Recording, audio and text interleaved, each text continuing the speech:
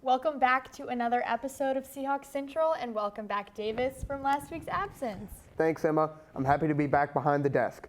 This week, we'll touch on basketball, volleyball, and soccer.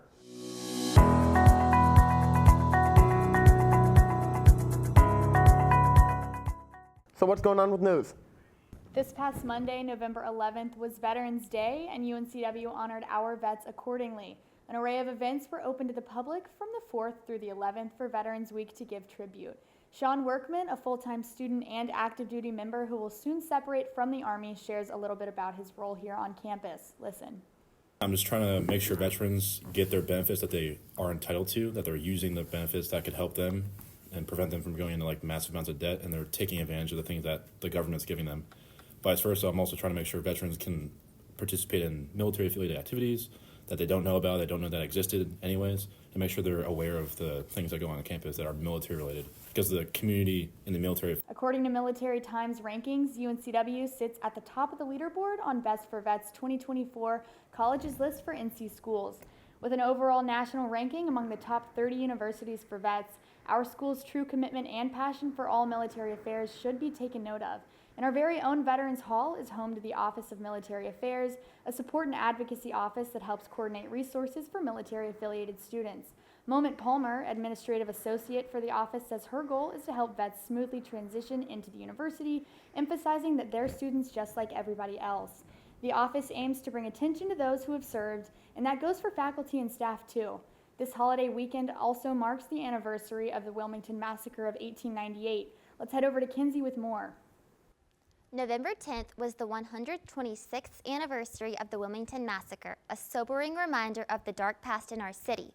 A coup d'etat is the violent overthrow of a government, and the only successful one in American history happened right here in Wilmington in 1898, when an estimated 2,000 white supremacists targeted black businesses, politicians, and committees in a full-scale riot. The death toll is estimated to be anywhere between 14 and 300. The office of the Daily Record, a local African-American newspaper, was set on fire while other important localities were ransacked. In addition to thousands of residents, multiple local government officials were forced to resign and flee Wilmington to be replaced by white supremacist politicians. A wreath-laying ceremony was held at the 1898 Memorial Park on November 8th, with Mayor Bill Sappho as well as historians and descendants of the victims in attendance. Students interested in learning more about this dark chapter of our history can visit Discovery Hall, where artifacts are on exhibit. Thanks, Kenzie. The nation has spoken and results are in.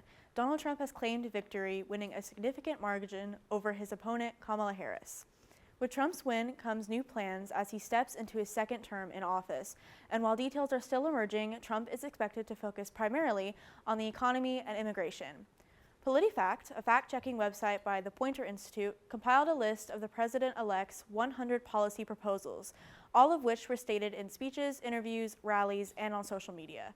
Trump plans to impose a 10 to 20% tariff on all non-domestic goods and a 60% tariff on goods from China, along with a reciprocal tariff policy targeting nations that tax U.S. products. These measures could cost American families $2,000 to $4,000 annually. Trump has vowed to carry out the largest deportation operation in U.S. history, beginning with criminals. He's proposed using local law enforcement and the National Guard to assist, but has not outlined funding or logistics. Both proposals are expected to be among top priorities within Trump's first 100 days in office. On election night, poll workers at the Warwick Center reported an estimated 1,129 students voted, not including provisional ballots. That number could be even higher. In New Hanover County, voters were almost split down the middle, 49.45% voting for Harris and 49.15% for Trump. This close margin is consistent with how the county has voted in past. In 2020, former President Joe Biden narrowly won the county with just over 50%, and in 2016, President Trump led by a slim margin. Key state races such as governor, superintendent, lieutenant governor, and secretary of state have been called. Most notably, Josh Stein won the governor's race over his opponent, Mark Robinson. Local and municipal races are still being finalized, and the NC Supreme Court race remains too close to call. As of Monday, November 11th, a recount is scheduled to determine the final outcome. Whichever outcome you had hoped for Election Day, the results can stir up a mix of emotions.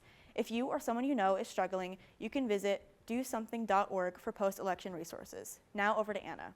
Thanks, Emily. The UNCW basketball team got off to a strong start in their first official game of the season by breaking records. The men's team dominated Mount Olive at home in Trask Coliseum November 4th, the night ending in victory for the Seahawks with a score of 143-91. UNCW scored the most points in the team's history, breaking their own personal record. The student section was super crowded and everybody was showing so much school spirit. Everyone was cheering as loud as they could, and from beginning to end, the game was super exciting. It's cool that they scored so many points at my first basketball game, says Rachel Miller, a freshman at UNCW that experienced the exciting game firsthand. While all the UNCW players dominated the court, the standout of the night was Bo Montgomery with 22 points. If the Seahawks keep this energy up throughout the season, there will definitely be a lot more wins in the future. Now let's head back to Davis and Emma. Thanks, Anna. That really was an incredible game and a great segue into sports.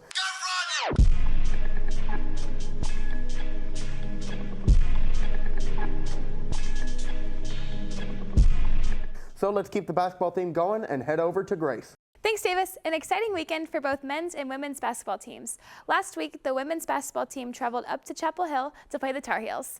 Having a solid game overall, in the end, the Hawks couldn't pull out a win, with the final score being 77-50. However, in a much brighter spirits, the Lady Hawks had a fabulous win at their home opener on November 9th versus Clinton College with that awesome final score of 79-42. Moving right along to another successful weekend for the men's team this past Friday night versus Georgia Southern. The final score for that was close, but exciting, with UNCW coming out on top with 92 points overall. Special shout-outs to Donovan Newby and Kamari McGriff, who had big career nights this past Friday. Both teams have a lot going on the next few weeks leading up to Thanksgiving, so let's wish them good luck as they take on big teams. Now to Taylor with volleyball. Thanks, Grace. The UNCW women's volleyball team has been quite busy these past few weeks. In early November, UNCW battled it out with their rival, the Campbell Camels. The team sadly lost 3-1 and then was swept on Saturday, November 2nd. The volleyball team closed out their home season this past weekend with tough matches against Charleston. On November 9th, the Seahawks fought hard but fell short in 3 very close matches. Then on the 10th, Alexa and Grace combined for 19 kills but were unfortunately swept by the Cougars. Make sure to keep up with our girls as they play NCAA this weekend in Greensboro. Now on to soccer with Jocelyn. Now for UNCW women's soccer. They recently had their regular season finale versus Elon. After a hard fight, they finished with a score of 1-2. Player Allie Planu was named all-time rookie amidst scoring her first goal of the season at this game. They are now hosting their ID camp for girls interested in women's soccer at UNCW. For more info, check out their socials. Here's to a great season and an even better next season. Now, back to Davis. Thanks, Jocelyn. Well, that wraps up this week's Seahawk Central. Be sure to follow Seahawk Central Sports on social media and check out In the Hoop, where I'll go in depth on last week's men's and women's basketball games. And follow Seahawk Central News on Instagram as well. Like I always say, if you have any newsworthy stories you'd like us to cover, email our team at UNCW@gmail.com. Thanks for tuning in again, and we'll see you next week.